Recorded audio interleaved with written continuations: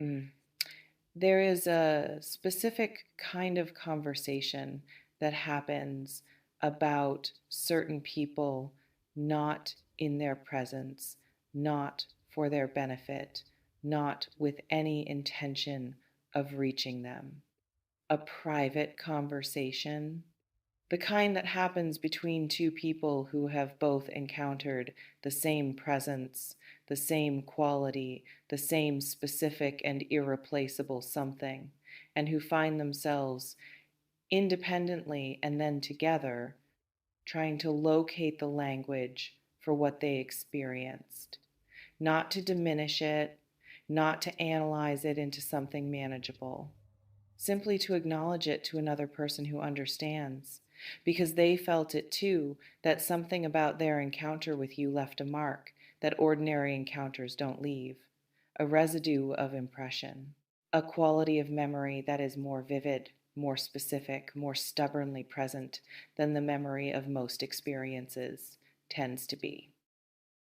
Two men today in 2026, in two separate moments, or perhaps in a shared one, saying your name with a quality of attention that names don't usually receive, not casually, not in passing, with the specific weight of people who have been thinking about something and have finally, in the presence of each other, found the occasion to say it out loud.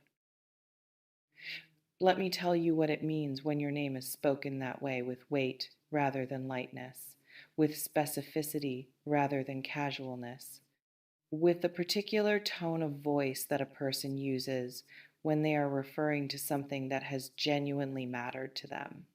It means that something about your presence, not your performance, not the version of you that was visible and curated and presented with deliberate intention, but something more fundamental than that has remained, has settled into the memory of someone who encountered it and has refused, with the particular stubbornness of things that are real, to become ordinary in the remembering. This reflection invites you to consider what quality in you, not what you do, not what you offer strategically, but what you simply are in the unremarkable and unguarded moments of being yourself, do you suspect has been leaving that kind of mark on the people who have been paying close enough attention to notice it? Because there is always something specific in the people who are remembered the way you are apparently being remembered. A quality of presence that doesn't perform itself, that doesn't require an audience to exist, that simply radiates without effort or intention from the particular construction of who you are, from the specific combination of how you think, how you listen, how you occupy space, how you make people feel in your proximity without ever having specifically tried to make them feel anything. That quality is not manufactured. It cannot be manufactured. It is simply what happens when a person is sufficiently, honestly, completely themselves, and the people around them feel the difference between that and the managed, curated, performance oriented version of presence that most people offer most of the time. Two men talked about you today. And I want to be honest about what I can and cannot tell you about that conversation, because honesty in a space like this one is the only currency that actually serves you. I cannot tell you their words with certainty. I cannot tell you their intentions or their feelings or the specific direction their thoughts about you are moving. What I can tell you is this: when someone is the subject of a conversation between two people who both know them, the quality of that conversation is almost always a direct reflection of the quality of the impression they left. And the impression that has generated a conversation worth having today in 2026, in the specific moment that this reading is addressing, is not the impression of someone forgettable. Uh, it is instead the impression of someone who has a specific and unusual quality of presence that the people around them are still apparently processing, still turning over, still finding new dimensions in the way that only genuinely complex, genuinely interesting, genuinely irreplaceable things continue to reveal new dimensions the longer they are examined. This reflection invites you to consider, what is your relationship with the knowledge that you are being thought about, discussed, assessed? And does that knowledge activate in you something closer to confidence, or something closer to the specific discomfort of a person who has never entirely trusted that the impression they leave is as positive as the external evidence occasionally suggests? Because for many people, the news of being talked about, even positively, even with admiration, even in terms that would, if heard directly, produce genuine validation, activates something uncomfortable rather than something comfortable. The particular vulnerability of being seen without being present to manage the seeing. The specific unease of knowing that your name is in someone else's mouth and that you have no control over the context it is being placed in, the tone with which it is being spoken, or the conclusions being drawn from the evidence of your existence that the speaking of your name implies. That vulnerability is real, and it is, in its own way, the price of being someone whose presence is memorable enough to generate conversation in their absence. Some of you watching this have a complicated relationship with being noticed, have learned through specific incredible experience that visibility is not always safe, that being seen can precede being judged, being diminished, being reduced to the most convenient and manageable version of yourself by people who found the full version inconvenient to accommodate, and that learning, however understandable, however rooted in experiences that were entirely real, has produced a habit of smallness, of moving through the world at a volume slightly below what you are actually capable of occupying space with a kind of apologetic precision, as though the fullness of your presence requires justification before it is allowed to exist without qualification. The conversation happening about you today in 2026, in whatever room it is happening in, between whatever two voices are saying your name with that specific quality of weight, is not the conversation of people responding to smallness. It is the conversation of people responding to what breaks through the smallness, what insists on being noticed, even when it is not trying to be. What makes an impression, not because it was performing for an impression, but because it was simply, completely, unapologetically itself, and that in a world saturated with performance, is remarkable enough to generate conversation on its own.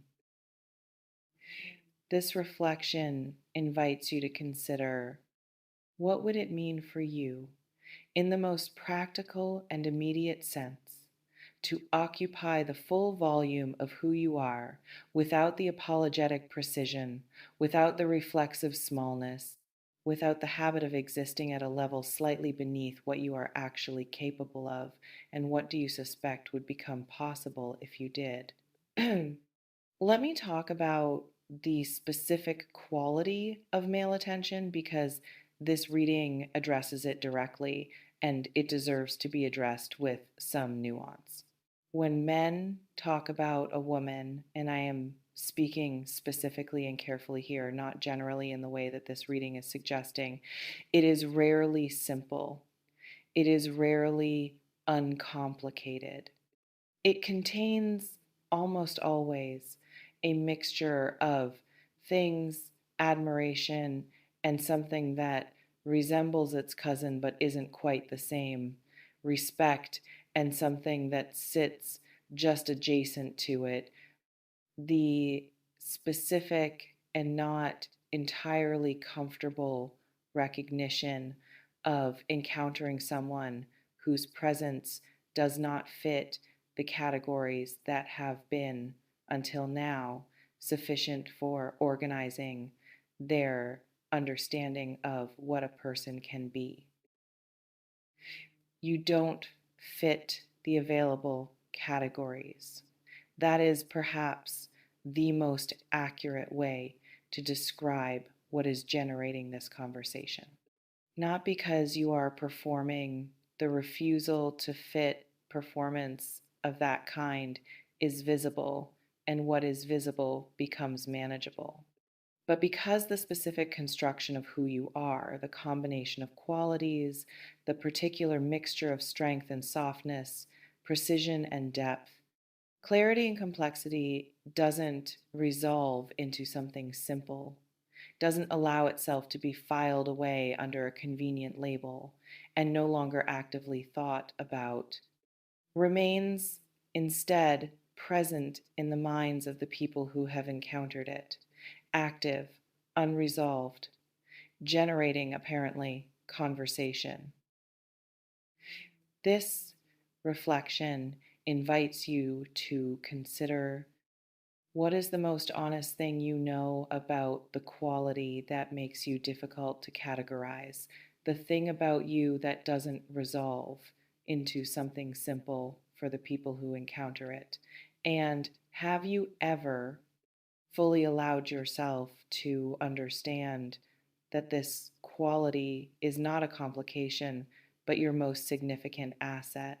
Uh, because the world, in its preference for the manageable, tends to communicate to people who don't fit its categories that the not fitting is a problem requiring correction, that the complexity is excessive, that the depth is inconvenient, that the specific, irreducible, entirely non negotiable quality of being fully, honestly, completely yourself is something that needs to be trimmed into something more accommodating before it will be acceptable. And some of you have absorbed that communication so thoroughly over so many years that you have become quietly, incrementally, with the best of intentions toward everyone around you, significantly smaller than you actually are, significantly more manageable, significantly less of the specific, memorable, conversation generating presence that two men are apparently discussing today. The conversation is happening without your management, without your editing, without the familiar apparatus of self presentation that you deploy, often unconsciously, to make your presence more palatable, more contained, more suitable for the comfort level of the environments you move through. It is happening in response to the version of you that leaked through the management, the version that insisted on existing even when you were trying to be smaller, the version that left the impression that is now, today, generating words between two people who both encountered it and found themselves, apparently, unable to simply move on from the encounter without giving it language. That version, the unmanaged one, the one that exists when the performance rests and something truer takes its place, is the one worth being fully, without apology, without the exhausting, ongoing project of making yourself small enough to fit into spaces that were never built for what you actually carry. The power is yours. It always has been. Not the power to control what is being said about you in rooms you are not present in, by people whose thoughts about you are their own business and not yours to manage. But the power to decide deliberately, consciously, as an act of genuine self respect, to be the version of yourself that generates those conversations, rather than the smaller version that tries with considerable effort and at considerable cost to avoid being noticed enough to generate anything at all. Today, two men talked about you. In 2026, look at what they said, not the specific words, which I cannot give you, but the quality of the saying, the weight of it, the specificity of it, the fact that your name in their mouths carried something that names don't usually carry. Not eventually already happening, already in motion, already demonstrating in the most concrete and undeniable way available that the impression you leave on the world is considerably more significant than the impression you have been allowing yourself to make. Trust yourself with this. The conversation happening about you today is not about the managed version. It is about the real one. And the real one, the full, unedited, completely inhabitable version of who you actually are, is not something that needs to be justified or qualified or made smaller before it is allowed to exist in the world at full volume. Before you go, I want to hear from you in the comments. What do you think they said? And I mean that genuinely, not as a rhetorical question. If two people who know you were talking about you today, what quality in you do you suspect came up? And how does it feel to consider that that quality has been making an impression you weren't entirely aware of? And what is the one thing about yourself that you have been most consistently making smaller? And what would change if you stopped? Drop it below. I read every single word, and nothing shared here goes unacknowledged or unwitnessed. See you in the next one, and listen. Two people said your name today with weight, with specificity, with the particular quality of people who have been thinking about something real. That is not nothing. That is, in fact, everything a confirmation, arriving from the outside of something that the truest part of you has always already known. Take care.